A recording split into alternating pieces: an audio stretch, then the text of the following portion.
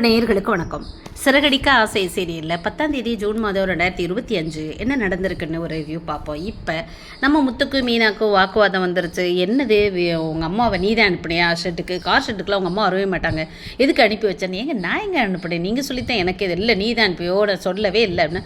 சரி நான் சொல்கிறேன், இப்படி வந்திருந்தாங்க சீதா கல்யாண விஷயமா, அருணத்தை விரும்புகிறேங்கிறாளாம், இல்லைன்னா கல்யாணமே வேண்டாங்கிறானா? சரி அது அவ்வளோ விஷயம். என்னங்க என்ன எவ்வளோ நாள் இது பண்ணிட்டா? ஒரு 4-5 மாதம் பார்த்துருப்பாளா? அதுக்குன்னு அப்படி ஒரு லவ் மாதங்கள்லாம் பார்க்கணுன்னு அவசியம் இல்லை, மனசுக்கு பிடிச்சிருந்தா அப்படி தான், அதுக்கு பேர் தான் லவ் அப்படின்னு இந்த பிள்ளை சொல்ல சண்டை போட, இப்போ என்ன நான் இல்லாமல் நீ பண்ணிக்கலான்னு நினைக்கிறேன்? அதெல்லாம் கிடையாதுங்க, உங்கள் மேலே மரியாதை இருக்குது, நானும் உங்களுக்கு மதிக்கிறேன் நான், அதனால் நீங்கள் என்ன சொல்கிறீங்களோ அதுதான், அவள் எப்படி இருந்துட்டு போகிறா விடுங்க அப்படின்னு சொன்ன உடனேவும், இந்நேரம் எங்கள் அப்பா இருந்திருந்தாருன்னா பிள்ளையோட இஷ்டம் இல்லை, உங்கள் அப்பா இருந்திருந்தா கூட அப்படியெல்லாம் பண்ணியிருக்க மாட்டார், நல்லவன் பார்த்து தான் பண்ணியிருப்பார், இல்லை எங்கள் அம்மா எங்கள் அப்பா எங்களோட சந்தோஷம் மட்டும்தான் பார்ப்பார் அப்படின்னு சொல்ல, அப்படின்னா அவங்க அப்பாட்டே பேசி அப்போ இந்த ஆவிகெலாம் இது பண்ணுவாங்களா, அது மாதிரி பேசி பார்ப்போமான்னு சும்மா கடங்கடுனா, எனக்கு கூட தெரிஞ்ச ஒருத்தர் இருக்காங்க அப்படின்னு சொல்ல, அப்படியா பேசாமல் அவங்கள வர வச்சுருவோமா, வர வச்சு உங்கள் அப்பாவோட ஆவிட்ட பேசுவோமா அப்படின்னு இவன் பேச, அப்படியாக அந்த போர்ஷன் முடியுது.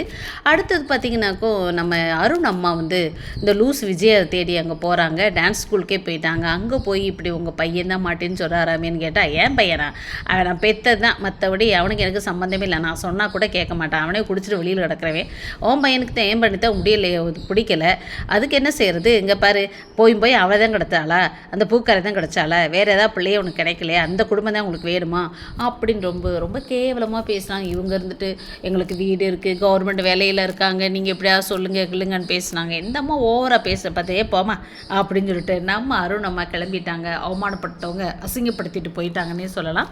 அடுத்து பார்த்தா வீட்டுக்கு திடீர்னு ஒரு சாமியார் வர்றாரு. சாமியார் வந்த உடனே நம்ம பையன் இருக்கானே ஒரு கன்ஃபியூஷன், அவன் இருந்துட்டு வாங்க வாங்க வாங்க வாங்க ஐயோ ஆவியோட பேச வந்திருக்கலாம், வாங்க உட்காருங்கன்ட்டு, ஏய் ரவி ஆவியோட பேச வந்திருக்காரு, மீனா தான் வர வச்சிருக்கா, மீனாவோட அப்பாட்ட பேசுகிறோம், ஒரு சில முடிவுகளாக எடுக்கணும். என்னடா சொல்லணும்?